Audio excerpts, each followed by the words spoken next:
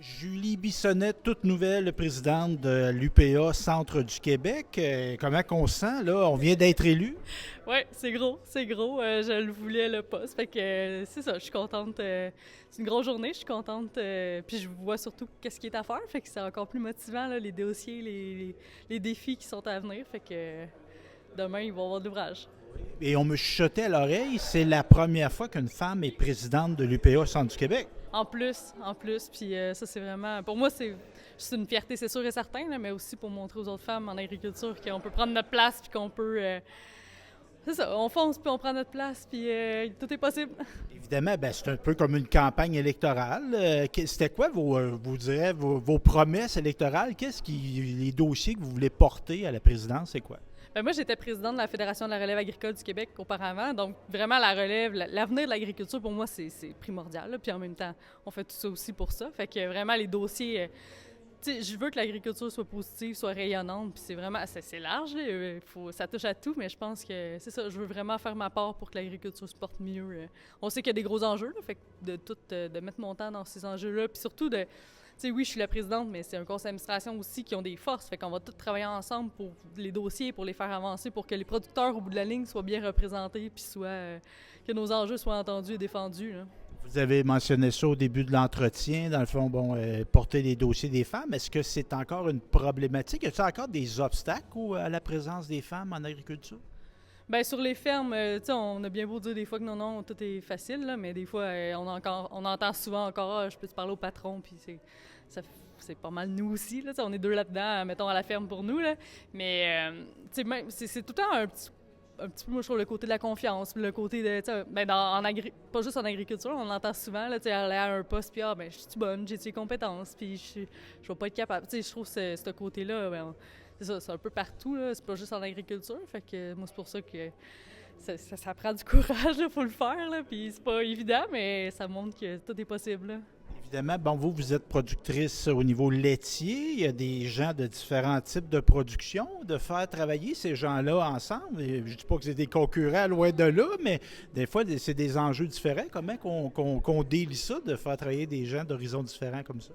Oui, ça, c'est une bonne question. Je trouve que la majorité du temps, la base est la même. Là, premièrement, on aime toute l'agriculture. On siège là parce qu'on aime l'agriculture, on veut la faire avancer, on veut la faire cheminer. Fait que déjà là, on s'entend là-dessus. Tu sais, c'est de trouver nos points communs puis de s'entendre. Tu sais, il y a des choses qu'il va falloir. Tu sais, c'est comme des négociations. Il y a des choses que peut-être qu'ils vont être déçus, mais la prochaine fois, ça va être peut-être eux qui vont. Tu sais, l'UPA s'entend aussi là. Tu sais, pendant ces 100 années-là, mais ils ont justement. Ils ont tout le temps. Si l'UPA est encore là, c'est parce qu'ils ont tout le temps fait des compromis, ils ont tout le temps négocié, ils se sont toujours entendus. Fait que moi, c'est ça aussi. Je me dis, si eux, ils ont été capables.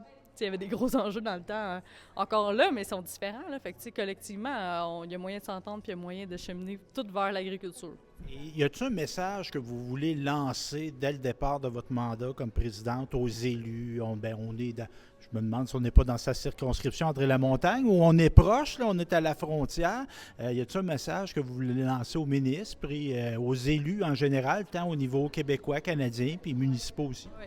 Bien, c'est sûr qu'on va avoir à travailler ensemble. Fait que moi, je suis prête à faire le tour, à rencontrer les gens avec le conseil d'administration encore une fois, là, parce que c'est pas juste la présidente qui fait tout puis qui porte les dossiers de tout le monde, là, mais vraiment de faire le tour puis de travailler en collaboration. Là, l'agriculture, c'est nécessaire là, pour les territoires. Fait qu'on va s'arranger pour que ça fonctionne puis on va s'arranger pour... il y en a des fois que c'est soit de pas trop connaître les dossiers ou des fois, c'est... Tous les besoins sont bons, je trouve, pour prendre le temps de se rencontrer, puis de se parler, puis de travailler ensemble. Puis encore une fois, là, de négocier ou de faire des compromis, mais le monde agricole doit être entendu, puis on doit faire notre place. Fait que moi, c'est dans ce sens-là que je vais aller pour les prochaines années. Bien, merci, Julie Bissonnette, nouvelle présidente de l'UPA Centre du Québec. Oui, merci beaucoup. Fanny Boisvert, présidente de la section locale de Bécancour. Dans le fond, on a combien de sections locales dans l'UPA Centre du Québec? 6. Donc, et toi, tu es productrice agricole de quel type de production? Moi, je suis laitière et grande culture. Tu étais en élection contre Julie, dans le fond. Puis là, c'est de voir des femmes qui se présentent comme ça. Comment tu réagis à ça? Bien, je pense que c'est une bonne nouvelle. On prend de plus en plus de place. On prend notre place, des fois. Puis je pense que c'est une très bonne chose qu'il y ait des femmes qui se présentent autant à des postes un peu plus hauts. Et Les enjeux qu'on rencontre en 2024 en agriculture, c'est quoi? De quoi qu'on discute? Là? On est en congrès à Drummondville, au Best Western. De quoi qu'on discute? Qu'est-ce qui interpelle les agriculteurs?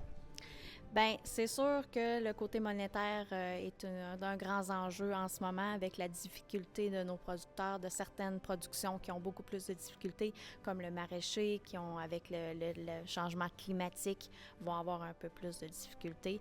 En ce moment, le sujet aujourd'hui était beaucoup le plan de financement quinquennal qui est reconduit dans le fond pour les 5 années suivantes, qui commence en 2025. Donc, c'était un peu le sujet de l'heure d'aujourd'hui. Et est-ce qu'on rencontre aussi des enjeux au niveau de la main-d'œuvre? Oui, la main-d'œuvre est de plus en plus un enjeu et avec tout ce qui se passe avec notre gouvernement Legault qui, dans d'autres secteurs, pas l'agricole, heureusement, on en est exclu pour le moment, mais il faut quand même rester très vigilant pour ce qui est des travailleurs étrangers, aussi des personnes qui travaillent sur nos fermes.